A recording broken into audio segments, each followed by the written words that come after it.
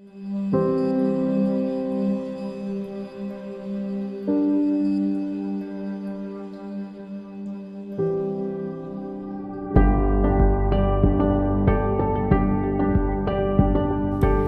would like our community to become more aware of what an incredible medical powerhouse we have here in Seattle. I think that parents leave the hospital many times with just a renewed sense of hope. They're able to get answers and walk out with answers and be able to move forward in treating their child. So Amato was diagnosed with autism. I think he was 3 or 4 years old. He was eating a handful of foods. He wasn't eating anything outside of home. He did not want to talk to new people. He did not talk to me for about 2 to 3 sessions until we finally, connected on airplanes and trains. He is doing just amazing with new people. He greets new people. So we've been working systematically with him on, okay, so there's a new food, so you only have to touch it or you only have to smell it. So now he's eating apples, he's eating grapes, he's eating corn. He's eating them because, he loves them. She just had this touch with him. And I was so thankful you guys exist. It's the best thing that ever happened to me. One of the things that I've been impressed with is the Seattle Children's Hospital looks not only at the child that walks in their front door, but the entire family. These doctors love your kids. They treat your kids like they're their own kids. Where else could you go to feel that? So Alex was diagnosed with autism when she was about 3.5, and she has some real challenges associated with that diagnosis. I was in denial. I asked that, do you think she can be able to talk? The doctors, they said that it's hard to tell because every kid's different. When she first came to me, she was completely nonverbal, using a lot of behaviors to communicate. Probably a lot of what she needed was just ways to connect with other people. She was very interested and curious in the world, but very turned inward. And so we started with iPad apps and picture symbols that she could give to me, and that was her first connection with somebody. I Want want Barbie! Barbie. Yeah, nice job! I think the possibilities for Alex are really pretty endless. She's surprised us in so many ways, and she's talking now, which some people thought she would never be able to talk, and she taught herself how to play the piano. She can sing. I have hope that, yes, this is the right place for her. She's getting better and better. Do you feel hopeful? Yes, I feel hopeful. I do.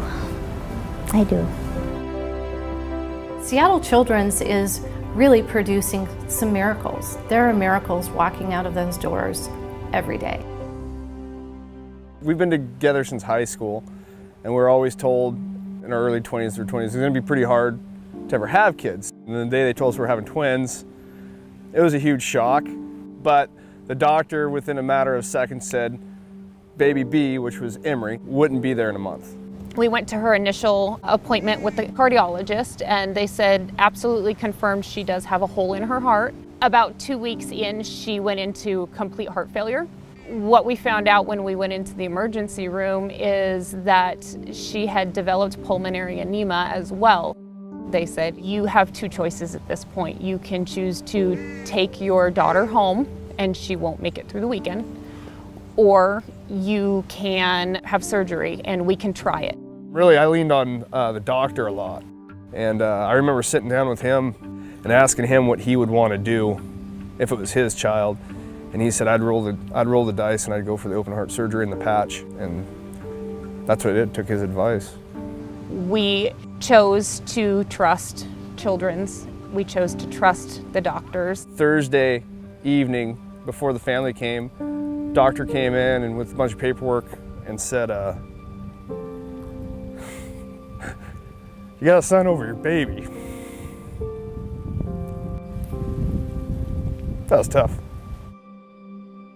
You sign over your baby to him, it was tough. That's the part that stuck with me. On February 22nd, they took her under. You're just sitting there and you either laugh or you cry while you're sitting there waiting because you don't know what's going to happen. Doctor came out, he looked like he just got done running a marathon, poor guy. But he said that it went really well, and then he walked us in to the NICU where Emery was, and seeing her hooked up to the banks and machines, and it was such a good feeling, but at the same time, it was hard. It was really hard.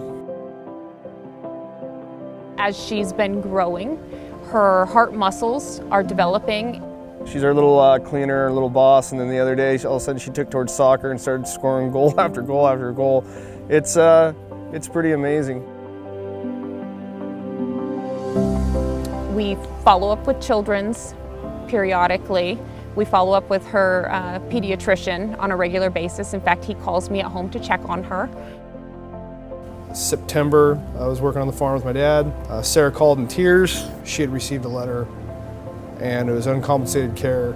Pretty much what the letter said was the insurance took care of its part, and they would take care of the rest of it. So it'd be zero cost to us, which there's no thank you that you can ever say that'd ever be enough to Children's Hospital.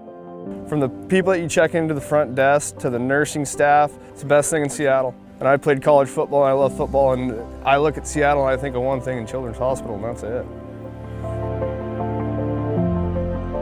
The Seattle Children's Autism Center receives over 20,000 visits from patients each year. We have a responsibility. We have a responsibility to give them everything we can spare, to give them hope, to give them a possibility of a cure.